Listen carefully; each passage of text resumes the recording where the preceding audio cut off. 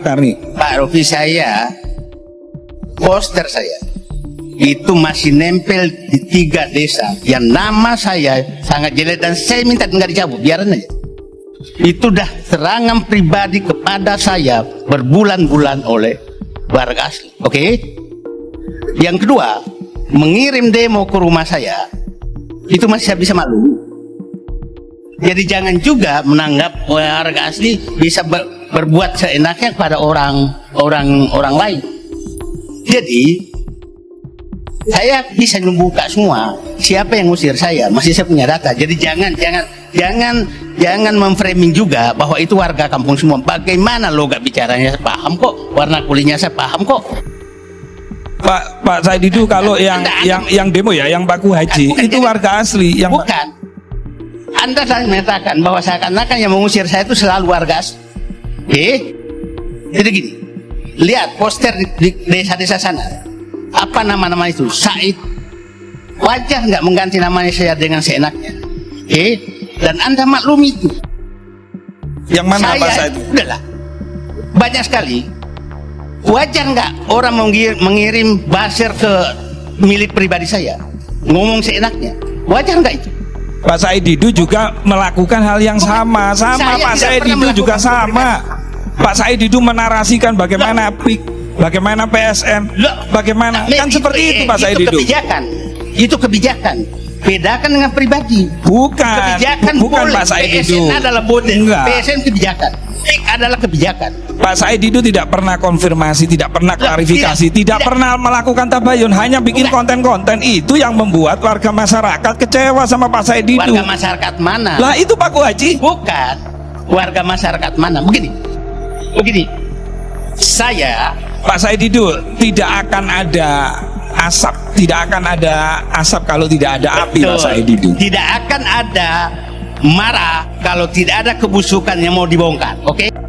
Terjadi perdebatan sengit antara manusia merdeka Said Didu dan pendukung korporasi pagar laut ROV-VI dalam acara perdebatan yang membahas persoalan pagar laut. Awalnya, ROV-VI mengatakan bahwa Said Didu memiliki kepentingan dalam menarasikan penentangan soal pagar laut ini berkaitan dengan tanah pribadinya yang tidak masuk dalam proyek PIK. Namun Said Didu langsung membantah akan hal itu dengan menyatakan bahwa tanah yang dia miliki itu adalah hak pribadinya dan tidak ada persoalan dengan proyek PIK. Ia juga mengingatkan kepada pendukung pagar laut ini untuk tidak menyerang ranah pribadinya dalam perdebatan, dan ROV-VI harus bisa membedakan antara mengkritik kebijakan dan menyerang pribadi orang lain.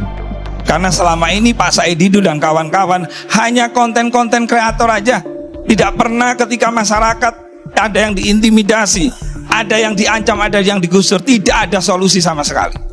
Nah, kita bisa untuk melakukan hal yang sekiranya misalnya Pak Said pribadi, Mas, ya. Apa? Yang ke pribadi itu. Iya, dan saya bisa untuk berkomunikasi itu. Kita kalau memang niatnya membela rakyat, jangan sampai bahasanya membela rakyat, membela warga, tapi membela kepentingan dirinya sendiri. Misalnya karena punya tanah di Keronjo 10 hektar yang dulu beli per meter 5.000, terus karena tidak terjadi sesuatu hal-hal yang diinginkan lalu kemudian kemana-mana. Saya ingatkan jangan ke pribadi, Mas, ya. Saya ingatkan. Ya, betul-betul. Bukan kita mempersoalkan pantai Tangerang. Iya, Pak. Jadi jangan ada serang pribadi beliau. Bukan, gini Pak Karni, ini persoalan pagar laut, narasi laut bersertifikat itu yang mendengungkan itu beliau. Nusron dari ini kok. Nggak laut yang bersertifikat. Makanya saya katakan tidak ada laut bersertifikat, yang ada adalah tanah. Itu boleh ada bata, tapi jangan dia punya tanah begini-begini. Itu udah baik Bang Karni, baik. Karena terus-terusan diserang secara pribadi oleh pendukung pagar laut ini, Said Didu pun memberikan teguran keras kepada ROV-VI untuk tidak membawa masalah pagar laut ini ke dalam ranah pribadi. Bahkan pembawa acara Karni Ilyas sampai turun tangan untuk memperingatkan ROV-VI untuk tidak menyerang Said Didu dalam perdebatan secara personal. Dalam hal ini tentang tanah yang dimiliki Said Didu yang tidak ada kaitannya dengan persoalan pagar laut ini. Said Didu juga menambahkan bahwa ia tidak ada permasalahan dengan etnis tertentu yang akan membangun sebuah perumahan mewah Tetapi ketika pembangunan perumahan mewah itu malah mengusir warga asli dengan kepentingan-kepentingan tertentu, itu baru bermasalah. Pak siapa? Tadi yang dibilang itu, saya kesempatan ini saya jelaskan, saya tidak pernah menawarkan tanah saya ke siapa. Dan saya tidak punya niat untuk menjual tanah. Dan tanah saya itu saya sudah miliki lebih 30 tahun di sana. Jadi jika masukin dunia pribadi saya, itu hak pribadi saya. Nah, itu perlu nah, kalau Anda masuk terus gitu, itu namanya itu sudah menyerang pribadi. Nah, sekarang saya masuk ke sana. Jadi gini, sekarang saya berharap dengan terbukanya ini semua, mari kita dorong semua untuk membuka supaya semua sampah-sampah di bawah karpet ini terbuka semua. Saya nggak kebayang, Pak. Seperti tadi ada orang yang menyatakan jangan pakai etnis. Saya setuju.